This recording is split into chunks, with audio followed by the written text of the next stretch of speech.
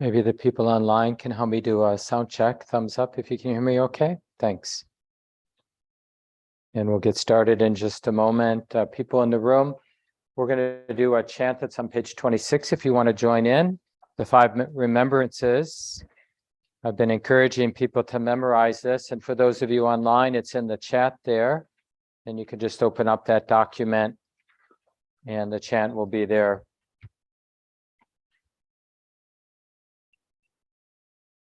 As well as other resources, articles that people can read. And people in the room, if you're looking to locate the articles that are related to the talks I've been giving, you can find them if you go to the public calendar online and look for this 10:30 program on Sunday. There's a Google Doc link right there. And there on that Google Doc, there are links to the different articles that will support, kind of be background information for when I'm talking about these last couple of months and for another month or two.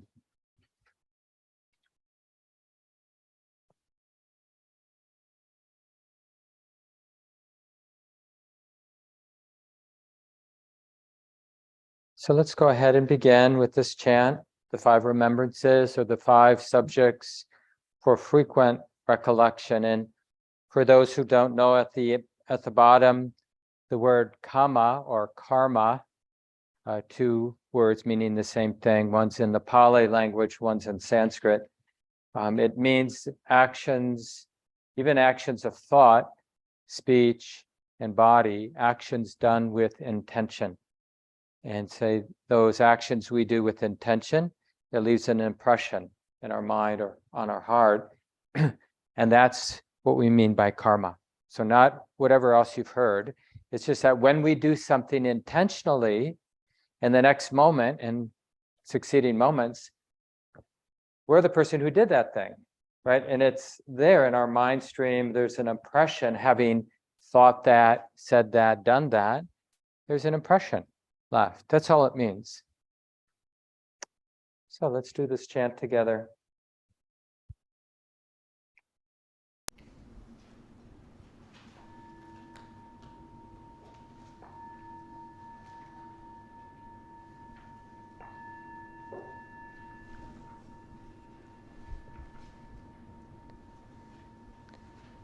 I am of the nature to age. I have not gone beyond aging. I am of the nature to sicken. I have not gone beyond sickness. I am of the nature to die.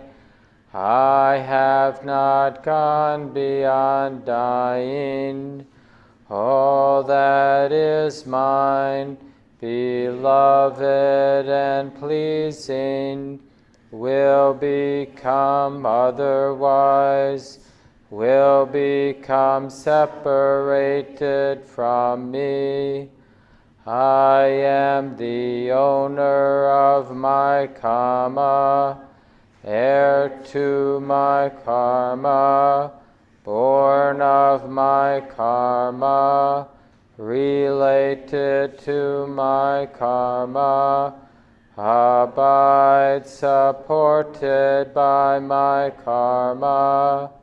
Whatever karma I shall do, for good or for ill, of that I will be the heir. Thus we should frequently recollect.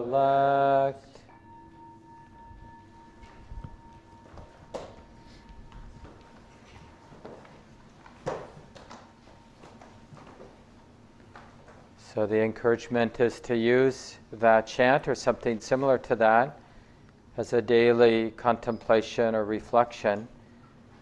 Just a way of aligning with the truth of things. So it's not about being grim or negative. It's just about living our life in alignment with the simple truths of the way that it is for all of us. And the important thing is simply to sense the effect, having brought those 5 reflections to mind. Notice the effect.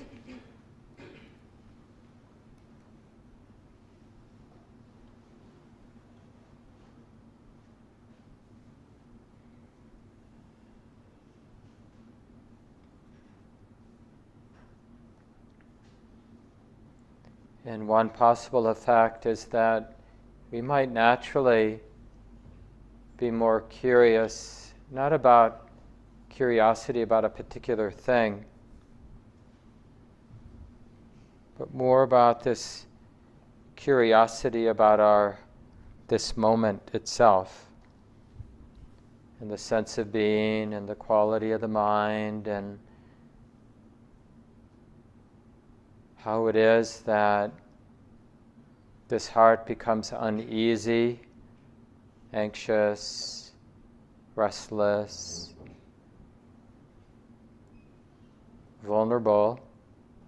And what is it that supports a sense of release and safety and balance that isn't disturbed by the change in circumstances? We could say with a reflection like that, we get interested in the way it is, not in the way we've been conditioned to think about things, but curious to take a fresh, deeper, more subtle look at the way it is. Excuse me.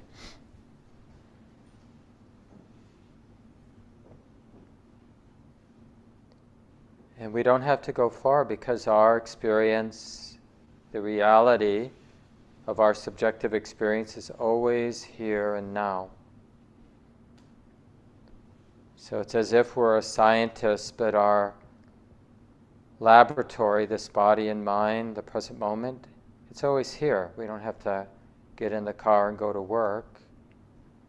Spiritual work, all it needs is this recognition that right now this is how it is. Kind of walk in the door, just like if we were a naturalist, we don't have to travel to some far off place to study what we've become very interested in, the particular species or whatever it might be. Because as a spiritual seeker, what we're interested in isn't some philosophical point or even the history of some spiritual tradition. As a real spiritual seeker, we're interested in the nature of what's here and now, not our interpretation.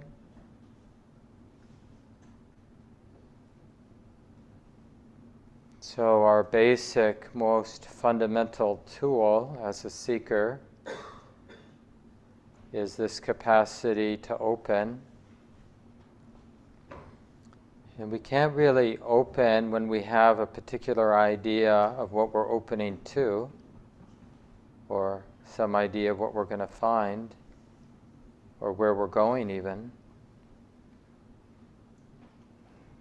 So that's why we often emphasize the importance of relaxation.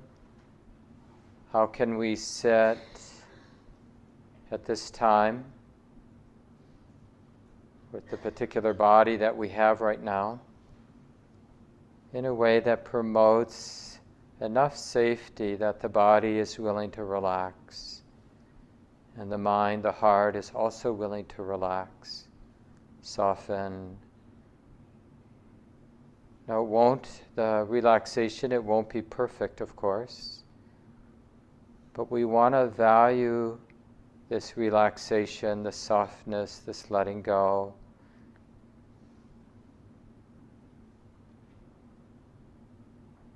And don't consider that a small, insignificant part of the practice. In the beginning, that intention, that valuing of relaxation might seem to you to be somewhat superficial. But as our practice continues and we gain some deeper wisdom, we really begin to appreciate it's really a value that arises out of an authentic sense of self-compassion. As if there's a deep and wise voice that says, honey, it's okay to relax. It really is okay to soften. It's okay to be exposed and vulnerable to whatever's moving in this moment, whatever feelings are arising to be felt. It's okay to release the armor, any defendedness.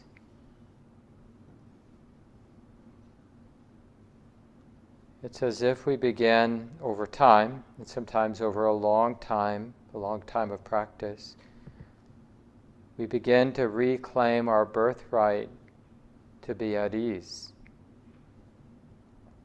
Normally, with our ordinary perspectives, we keep postponing ease. I'll be at ease later when I'm done sitting, or when I have my lunch, or when I warm up because I'm cold, or when my knee heals and I don't have any more knee pain.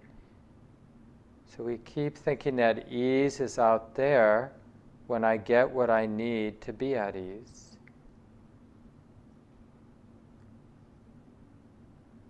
But with more humility, we can just be interested in what ease is available right now. Is it in fact okay to relax some more, soften a little bit more? Drop the sense of me having to do something and feel the ease of having put that down. Allowed that to cease, that sense that I got to do something, I have to fix something, I have to figure something out or manage, do. So that's an important thing to explore in a fresh way at the beginning of a sitting period. You don't even need to call it meditation. We're just exploring how much can be put down. Learning to be okay with what it feels like when we drop some of the doing, some of our becoming energy. I'm going to do something in order to become the person who has done that thing. And all of those stories, even the relatively wholesome versions of those doing stories, they all come with some contraction, some psychic weight that we can feel in our hearts. So as we explore being a little bit more simple and at ease with the conditions as they already are,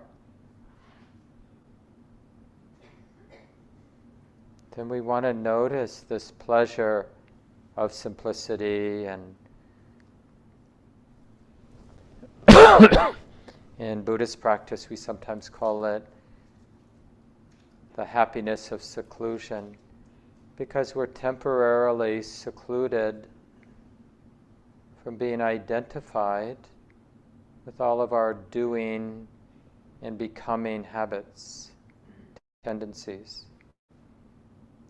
We're feeling this simplicity of just being here, now, with the way it is.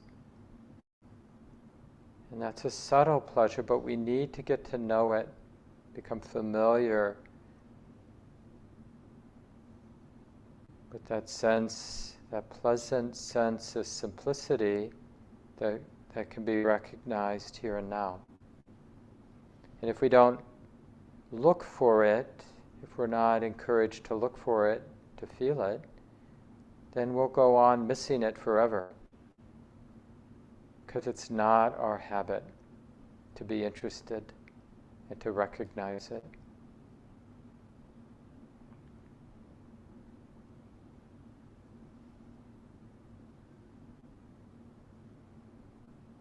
So again, remember, nobody's asked us to begin to do our meditation, whatever that might mean to you. We're just sitting in a relatively relaxed way, holding the body relatively still as best we can.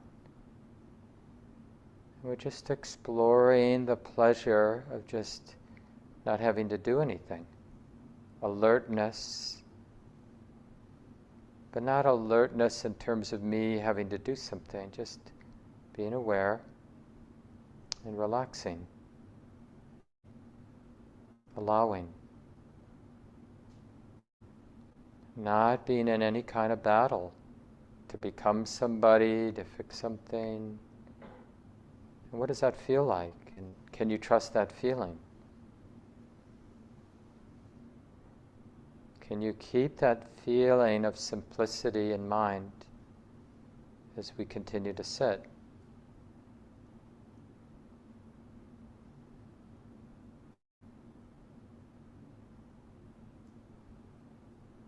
Does it have the flavor of ease and calm and peace? That's an open question. Don't pretend you know the answer, just check.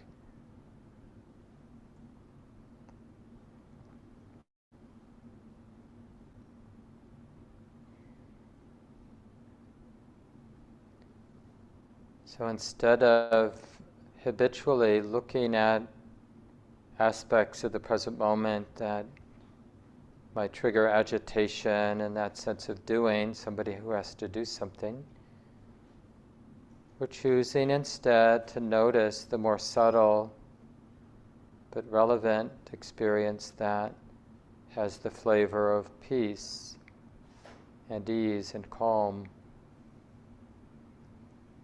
Maybe it's okay just to be right now. Not forever, of course, but in this moment for a few moments. Not being a doer who has to do, but just willing to be with, to allow.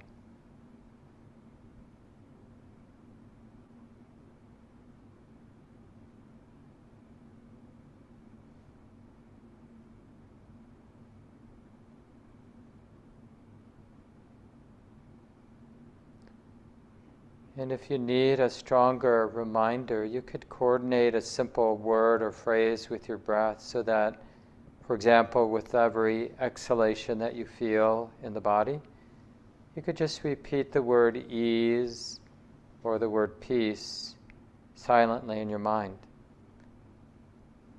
And it's not that you're imposing peace or ease, but you're just curious about its availability right now. So it's a gentle reminder just to be interested in its availability.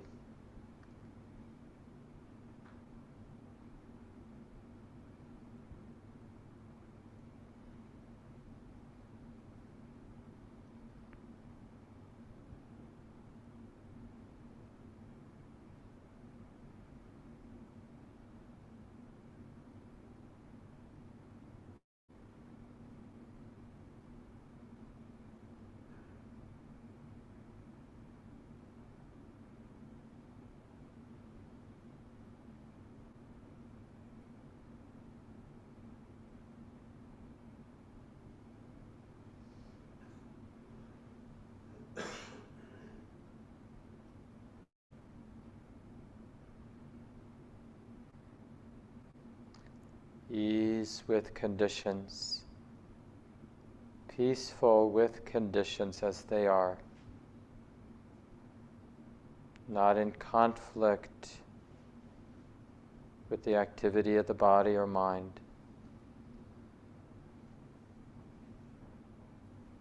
And that's peaceful.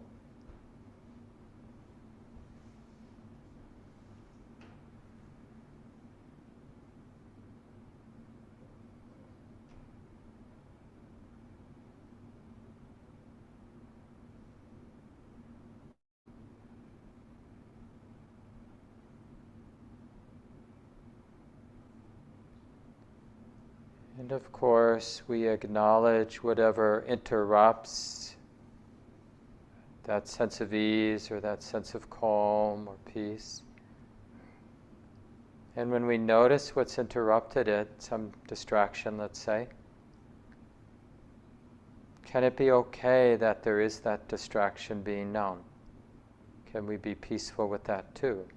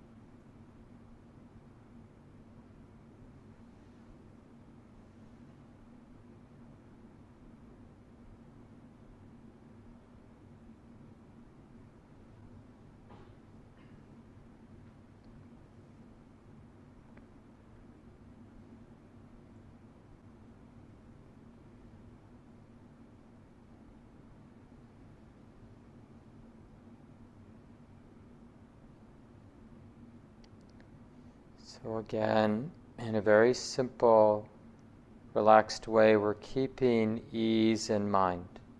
Trying to keep it in mind, however faint it might be in your experience right now.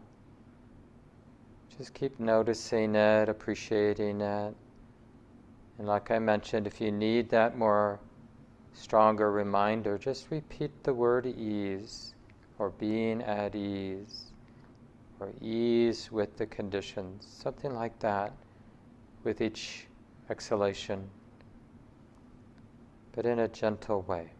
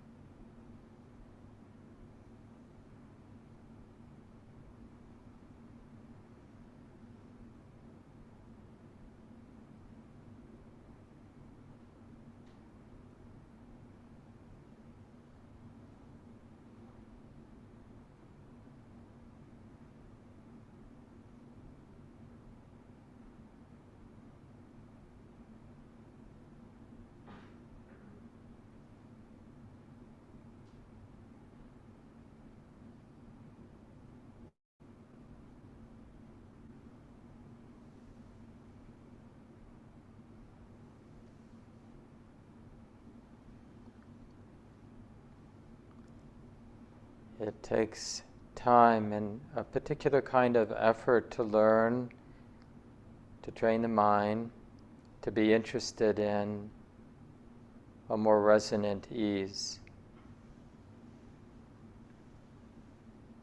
An ease that comes from the simplicity of a gathered mind that's learning that it can be content, just being open and inclusive with the conditions of the moment, even if they're imperfect or unpleasant. But there's an ease in not needing the moment to be different than it is, to not be in conflict or in a struggle. And we can learn to notice and appreciate that ease and even keep it in mind. And then the question is, well, what does that set in motion for us when we do that work? When we learn to recognize that sense of peace, inner peace, calm, ease, the ease of simplicity, the ease of not needing the conditions to be different.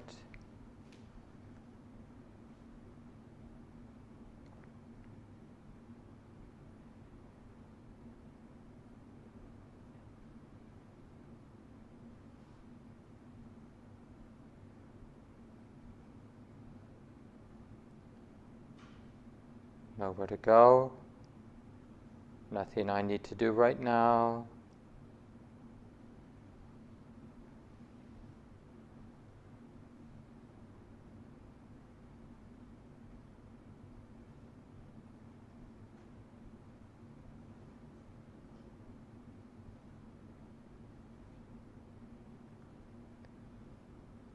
But the gateway to this spiritual ease is our willingness to open and to release those incessant habits to want to fix something, to become somebody, to turn away from something. We have to learn that it's possible right now to relax, to open, and to allow. And that takes some practice.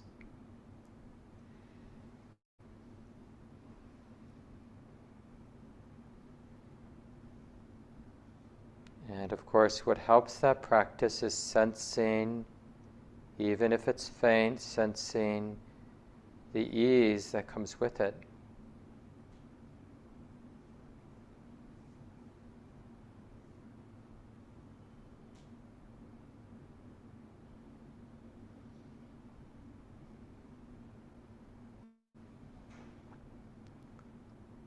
Letting things be.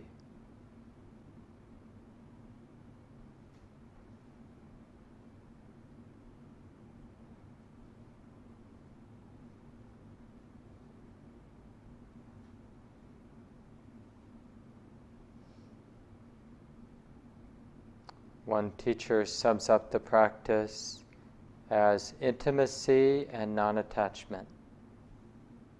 And that's what we practice. Being intimate, being open, and just allowing the conditions of the moment to be what they are.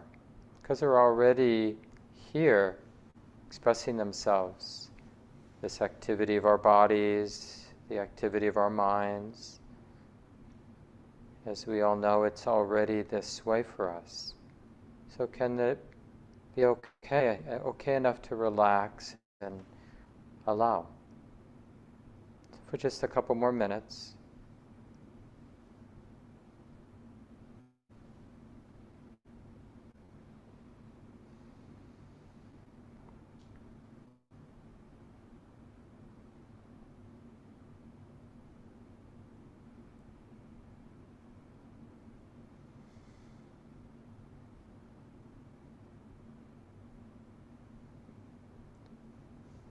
Not being at war with anything.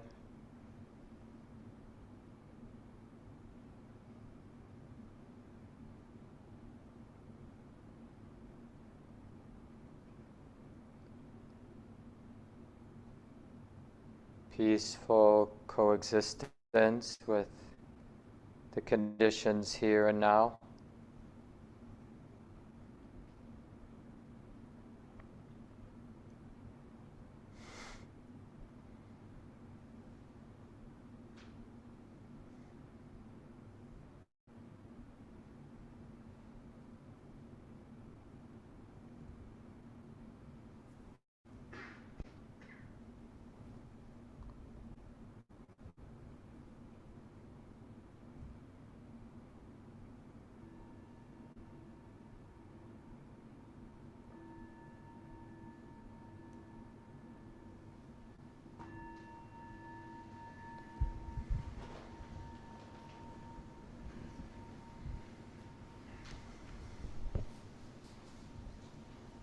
Take a couple moments and adjust your body, stretch a little if you need to so you're comfortable.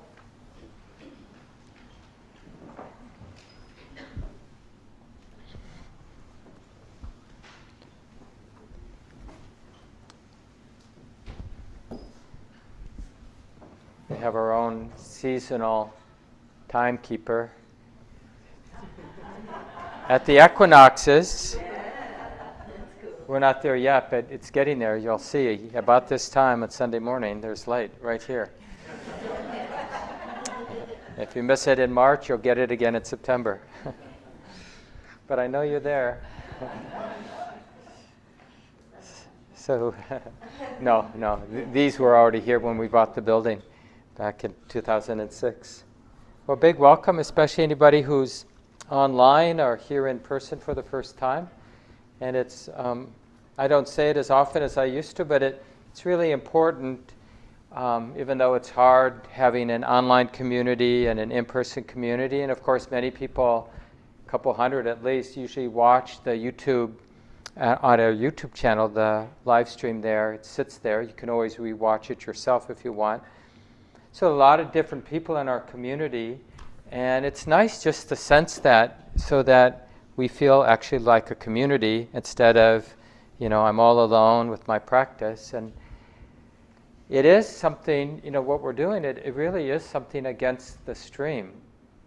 And so we don't just emphasize community because it's nice to emphasize community, it's pragmatic. Like when we remember we're not alone, and especially what I'll be talking about the next few weeks, this Pali word is dukkha. A lot of you know that, but some of the new folks may not, and it means suffering. It's not a great translation.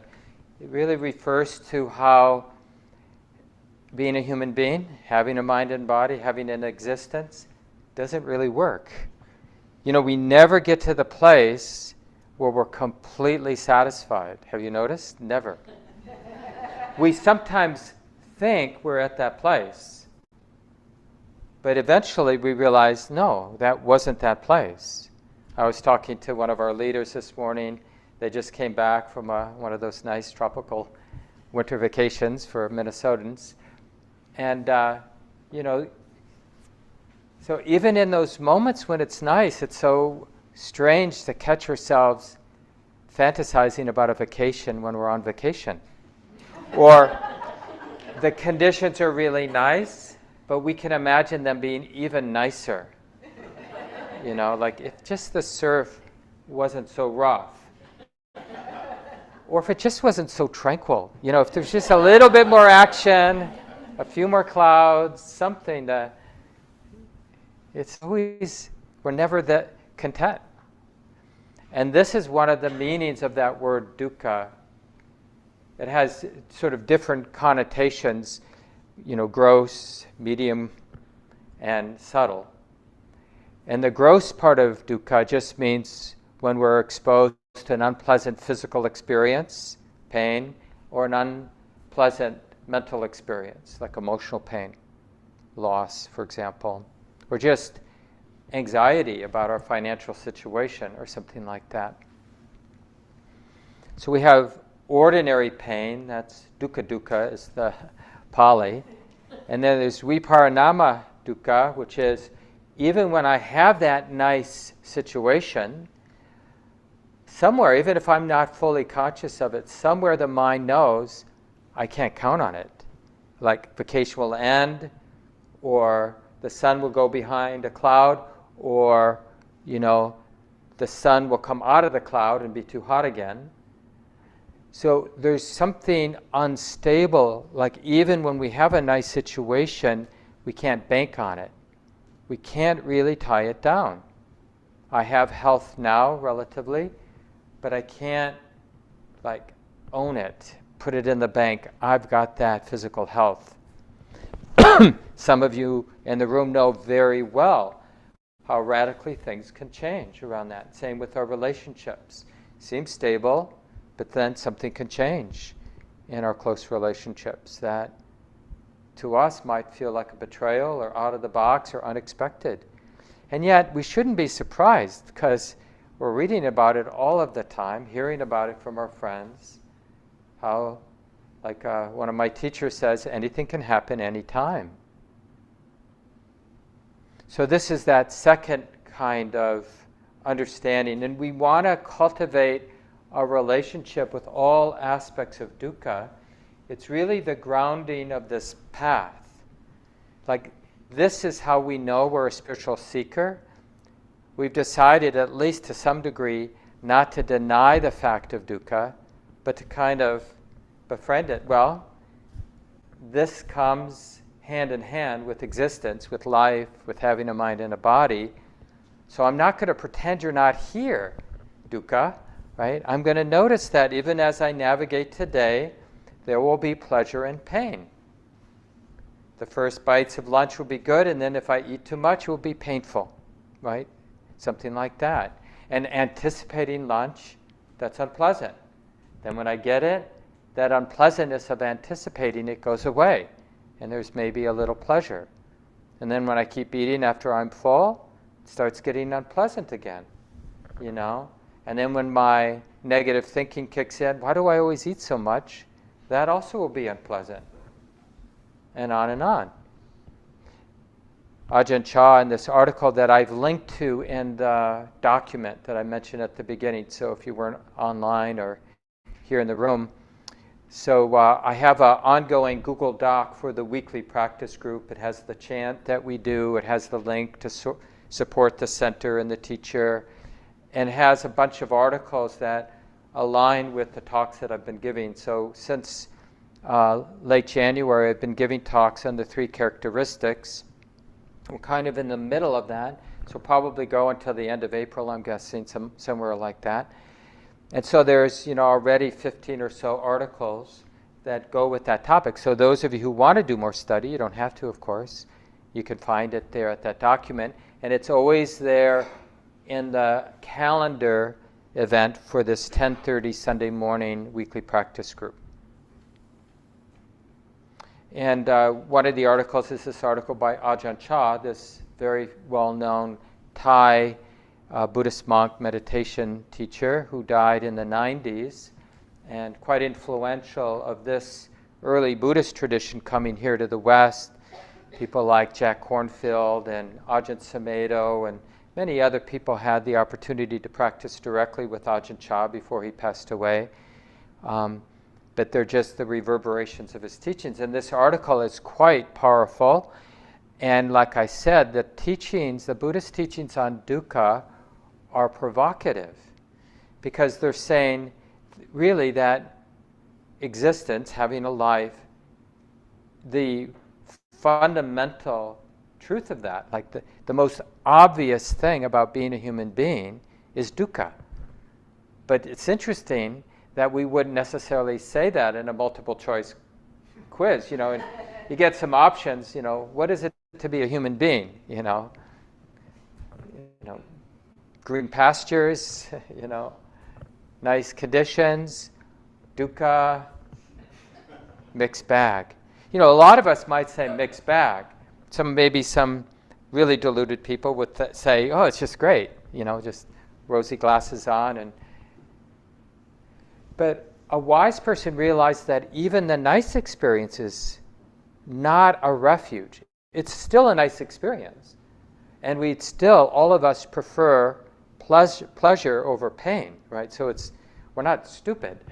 We know the difference between pleasure and pain, but not being stupid, we're interested in pleasure.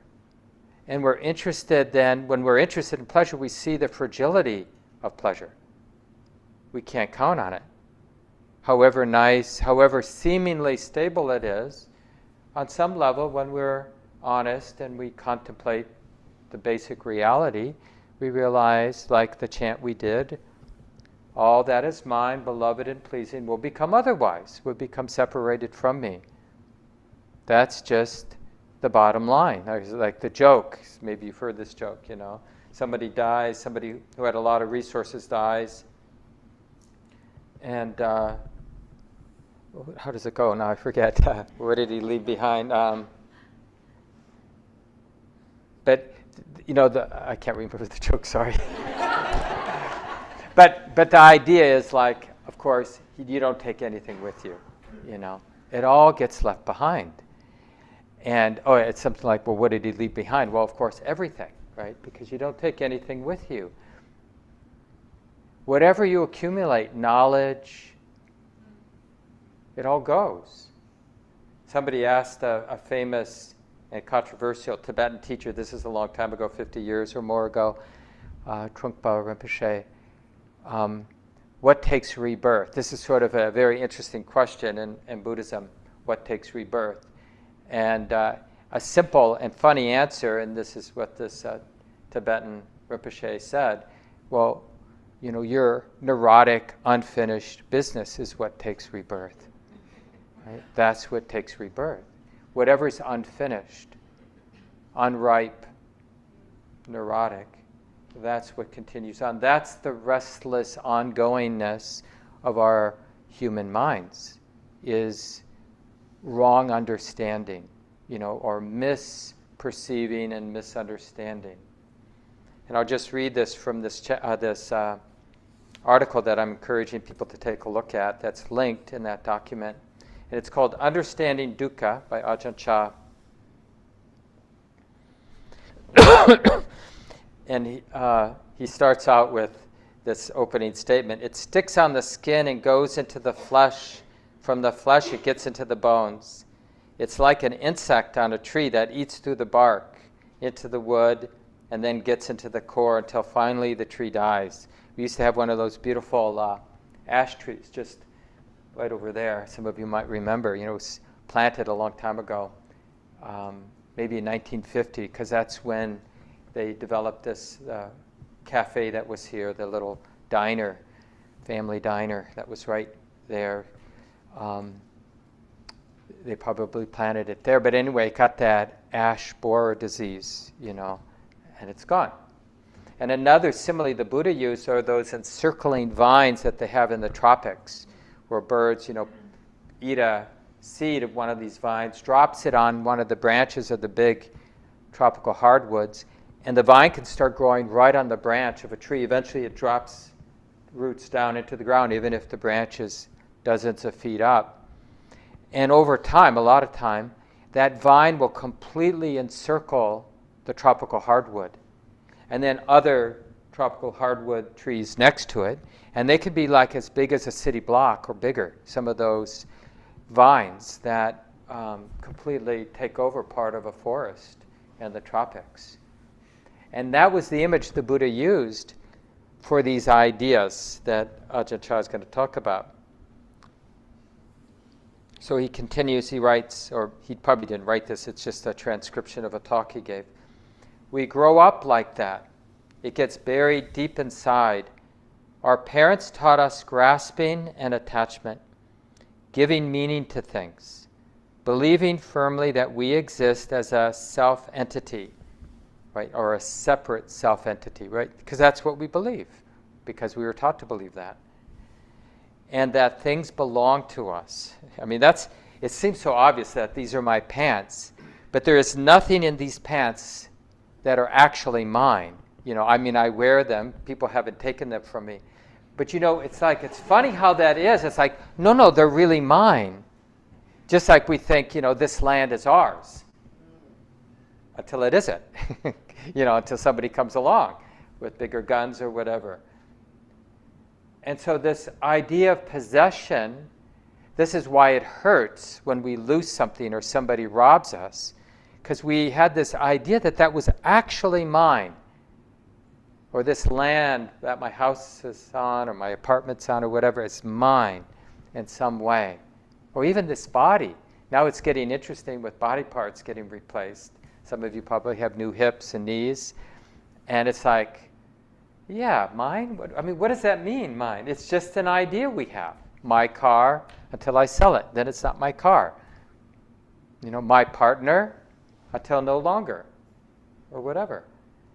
And so that's the idea. It's not that we're saying it's nothing, these possessions. They are what they are. But they're not our idea of what they are. These pants are not my interpretation of my pants. They're just pants that has been spending a lot of time in my washing machine and my house and on my body. And they'll be mine, in that conventional sense until I give them away or somebody takes them.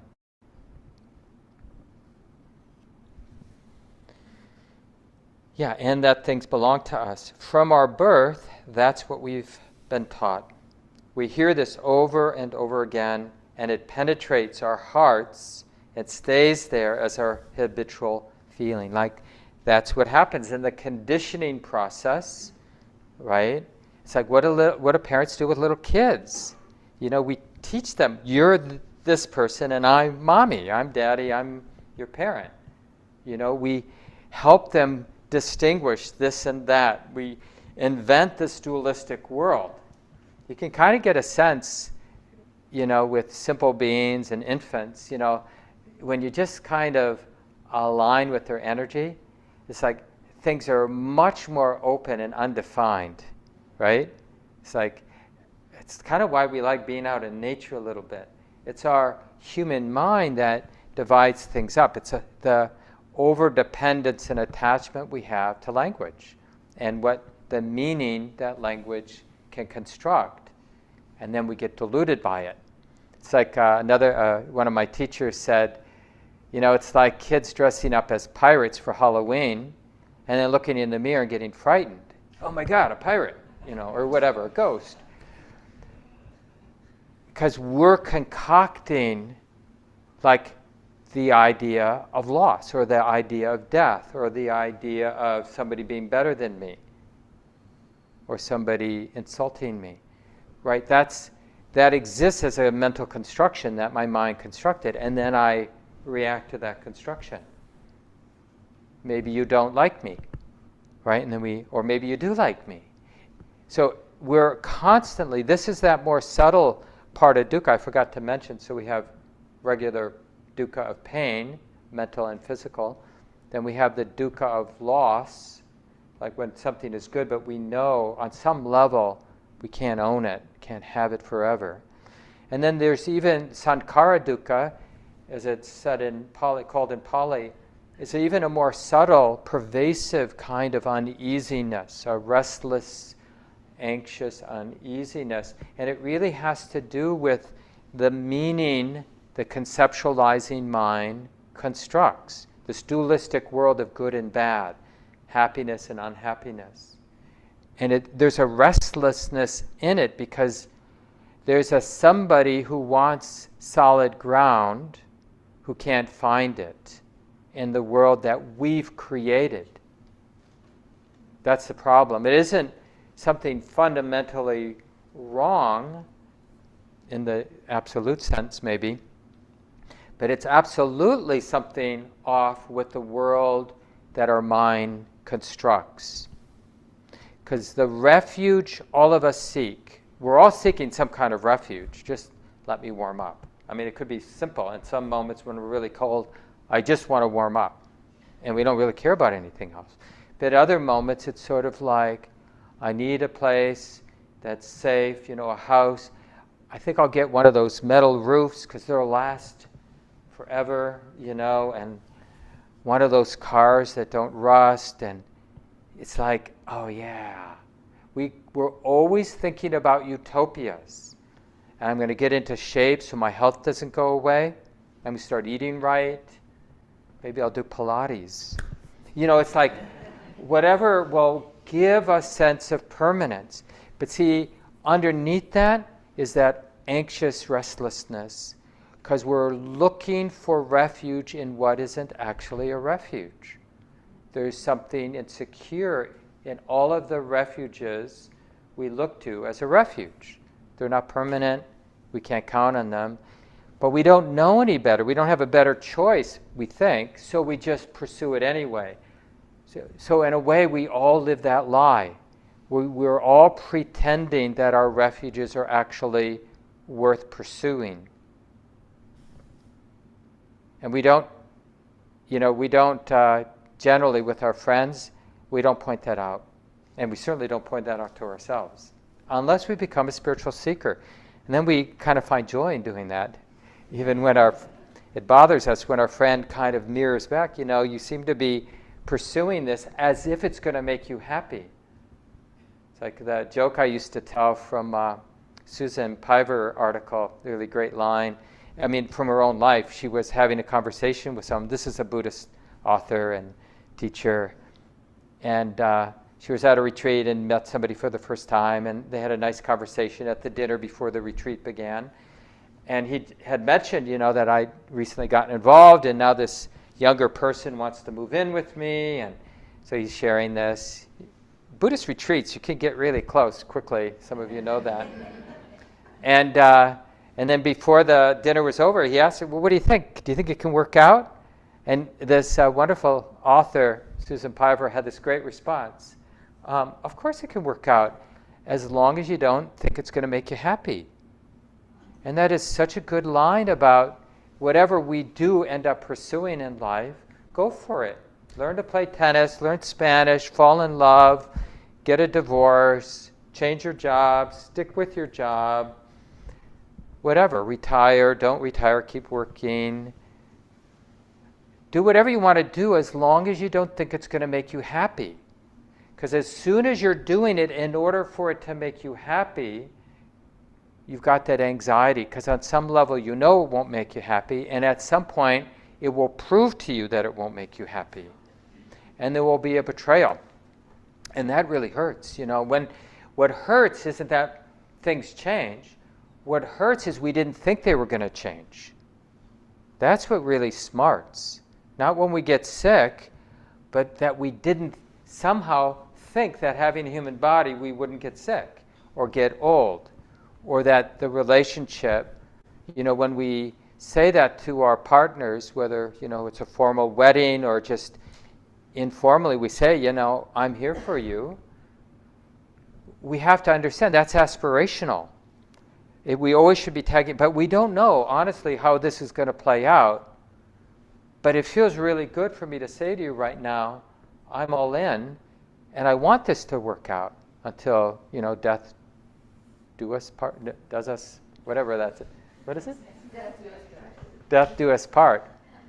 Somehow, when you say things too many times, does that sound right? But anyway, you know what I mean?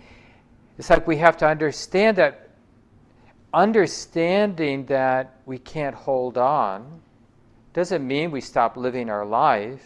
It doesn't mean we don't know the difference between what feels more safe, what feels more insecure. It just means that we're doing it with more wisdom, with a deeper understanding about the nature of our existence. And then that opens us, I'll do what I can, but I'm not going to pretend that's a refuge. And that's really the beginning of being a spiritual being, because now we're looking for a refuge that isn't about existence. Now, that's where Buddhism gets really provocative. So, and then mostly what human beings, because we don't, our imagination is limited by our conditioning, we imagine a different existence, right? And what do we call that? Heaven. Or in Buddhist language, a beautiful realm of existence. Because that's, in Buddhism, they have these different beautiful realms, angelic realms, or whatever you might want to call them. But in Buddhism, they're not an end. They're just it's like living in the suburbs, if you want to live in the suburbs. Or living downtown, if that's your thing, or whatever, having what you want is like being in that nice realm of existence until it changes. until it isn't there for you anymore, right? And so whether you're in a hellish realm or you've got a really existence with a lot of good fortune, you're very privileged in your life, with health, with not being mistreated, with all the financial security, good friends, things like that. Whatever our condition is, we realize, oh, that's not a refuge. So we begin to consider, okay, I could imagine the perfect utopia, but when I do that, I realize that's also conditioned, that's also something that comes and goes. So maybe this is where what contemplation, what paying attention, what opening eventually reveals, but we get the pointing out from the Buddha, so we don't have to, not that we can believe what the Buddha says, but at least it gives us a head start in checking out what we need to check out. Because we have to do this work personally. No one can do it for us. We actually have to check out, will existence deliver the release, the peace, the ease that my heart actually seeks? Whatever existence, right? Will it deliver? Because eventually, in this article, Ajahn Chah uses really provocative language. It's like a bunch of dung, poop from a large animal, right? Sitting there. It's like we're not likely to want to pick it up and keep it, right? We're totally happy just to have a dispassionate relationship. When you walk down the sidewalk and you see dog poop, someone didn't pick up after their dog or whatever, you don't feel any sense of possession or ownership with it. But in terms of my existence and like what I think about myself or what I think other people think about me or about my possessions, or those things we're very sticky with. We think, absolutely, I should hold on. And what the Buddha came to understand, and what we all have to check out in the laboratory of our present moment experience is there a peace and a happiness that's much more trustworthy, resilient, resonant, that has to do with, and just to be provocative, a non-attachment, a non-clinging, a non-dependence on existence. Like having an existence, a mind and a body, a life, is the way forward for me, for each of us, to be living this life, having this existence with non-attachment, non-dependence, no clinging. Sometimes it's nice, how this existence plays out. Sometimes it's not nice, it's painful. Sometimes it's ambiguous. But it is what it is. And that non-attachment, we immediately think we know what non-attachment looks like. Sitting and doing nothing. But that's just being attached to sitting and doing nothing. There's no way that non-attachment looks.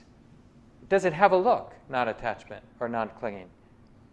We got to get that out of our mind, because people misinterpret the teachings and then they reject them because it doesn't make sense that, okay, so Buddha's telling me to sit on a couch. Oh no, I don't even get a couch.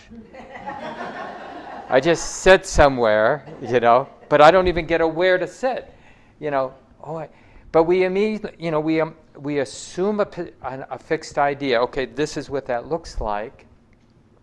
Well, that's stupid. And we reject it without actually checking it out. So we have the life we have. What does it look like to be at common ground on Sunday morning without clinging, trying to get something from the talk? Because it doesn't help anybody to get something from the talk, to cling to the talk. Wanting to understand isn't the cause for understanding. The actual, let's say this desire to understand what the heck Mark is talking about shows up, then wisdom tells you, well, if you really want to understand, don't try to understand. Just be in that open, receptive, relaxed, non-clinging place. And you might understand a few things. You can understand whatever you can understand, but constructing the sense of a me who really wants to get it, so I can be a slightly better Buddhist than the rest of you, or something like that, that's a setup for misunderstanding, isn't it? It doesn't help. And this is what we slowly, with some, it takes time because it's not our conditioning to relate this way to our existence, with dispassion, with non-clinging, with non-attachment. But we can learn, and mostly we learn because we pay attention and we see that every time we get attached, it hurts. And we begin, it's not rocket science, we just have to start paying attention. Craving or attachment equals dukkha. No craving, no attachment, no dukkha. Any craving or attachment, dukkha. Dukkha is that heaviness, that burdensomeness of our heart. And eventually, seeing it tens of thousands of times, real confidence begins to arise in our mind. Like, it doesn't matter that the Buddha said it. Now we're independent. Like, I know for myself, from having paid attention to my own existence, when I'm identified with my health, then there's tightness. When I'm identified with my youthful beauty, then there's suffering. When I'm identified with financial security, even if I have it, there's tightness. There's nothing wrong with having financial security, but clinging to it, being dependent on it, is suffering. So with whatever money we have in the bank, how to have money in the bank without being dependent on it. Whatever health, beauty, whatever knowledge we have or competence we have in different ways in life, great, competence is good. But it isn't a refuge. And it's a way to take care of this life and other lives, right? That's what we end up doing with our energy in life, is we take care of everybody because we're not using it neurotically to create a refuge that isn't really a refuge. Let me read. I wanted to read a little bit more here in this opening paragraphs of this article. When we take an interest in meditation and we hear the teaching of a spiritual guide, it's not easy to understand. It doesn't really grab us. We're taught not to see and to do things the old way. But when we hear the teaching, it doesn't penetrate the mind. We only hear it with our ears. People just don't know themselves, right? So we remain stuck in our self-conceit. And that's the key. Like I said earlier, we have our life, we have our experience, like a laboratory, and we have these teachings. And the teachings are saying what this is, any moment of our existence, any moment of our life, it is only ever dukkha and the cessation of dukkha. Dukkha is coming and going. And the happiness we experience is best to be seen or interpreted as the feeling when dukkha ceases. Like we're hungry and then we have lunch, and lunch is nice. But lunch is nice because the dukkha of not having lunch has ceased. Or let's say you're with a friend at lunch, and then the loneliness or the wanting to be with my friend, that heavy feeling has ceased because now I'm with my friend. And you can just train your mind to perceive every experience. And I know it sounds a little grim, but it's really about having a more grounded, honest view of things. So as we move through Sunday, just noticing the unpleasantness of your mind or your body, or the fragility of whatever pleasure you have, or just the basic uneasiness of having to manage my refuge is what I'm clinging to, what I'm hoping to have or trying to get rid of, or just the restlessness of duality, of good and bad, what I want, what I don't want, pushed around by our likes and dislikes. It's always there. we don't see too many catalogs anymore, but because we have the internet. But it's like so many possibilities. Maybe I need something. We scroll. I notice. I don't know. I read the New York Times every day, and they have a new section these last 5 or 7 years called the Wire Cutter, where they review products. Some of you know this, and it's for people like me, or even Consumer Reports. Like, what is the best dishwasher? It's like we don't have a dishwasher. We're not looking for one. Or what's the best washing machine, or the best electric car? It's like forever we're interested in these things. Best can opener. They had even something like, who sells the best can of tomatoes? It's like, but the attraction is like somehow it's going to make somebody happy in some kind of meaningful way. But when we observe with some integrity, we realize, no, that doesn't pan out that way. Because we've gotten so many of those things we thought was going to make a difference. And yet, here we remain the same kind of neurotic, anxious, uneasy person. Searching the same way we searched before, getting the same kind of results we've gotten before. And it isn't until somebody kind of slaps us around and says, grabs us by the collar and says, hey, you need to take a deeper, more subtle look at what's going on. And the great tragedy is so many humans, maybe us some of the time, we're just overwhelmed by the details of life. Too much pain, too much difficulty, being abused in our lives in some ways, or oppressed in our lives in some ways, that we don't really have the supporting conditions to be interested and to do that deeper kind of research. Oh, this is how it is. And then on top of that, we need to bump into these teachings. Interestingly, at the time of the Buddha's death, just a little bit before he passed away, I'll end with this story. They were outside, but they had a little encampment there, and some of the Buddha's close disciples and the other nuns and monks had gathered around those in the area, because it was sort of obviously a really important time. And they were interested, like, what would the Buddha say at his last breaths? And then somebody who hadn't been a student of the Buddha but had been looking for him for a while to get some teaching shows up. And Ananda, the Buddha's attendant, said, this is not the time, the Buddha's dying, please. And the Buddha overheard it, because he wasn't in a building, he was just like over there. He said, oh, don't worry, Ananda, let him in. This will be quick. And this person asked this question, which happens from time to time in the teachings that were collected from the Buddhist time, where he's asking, hey, because it was really evidently true at the time of the Buddha, it was a real alive spiritual time. There were all kinds of different ideas. Jainism was alive and getting started in that part of northern India, and sort of the teachings in the Hindu, the yogic mystical traditions, of course, were there, and all kinds of different sort of rich spiritual conversations. And so the guy comes to the Buddha and says, from what I've heard, I really like your teachings, but I hear so many. How do we figure this out? Like, what's the right way to practice? What's the correct spiritual teaching?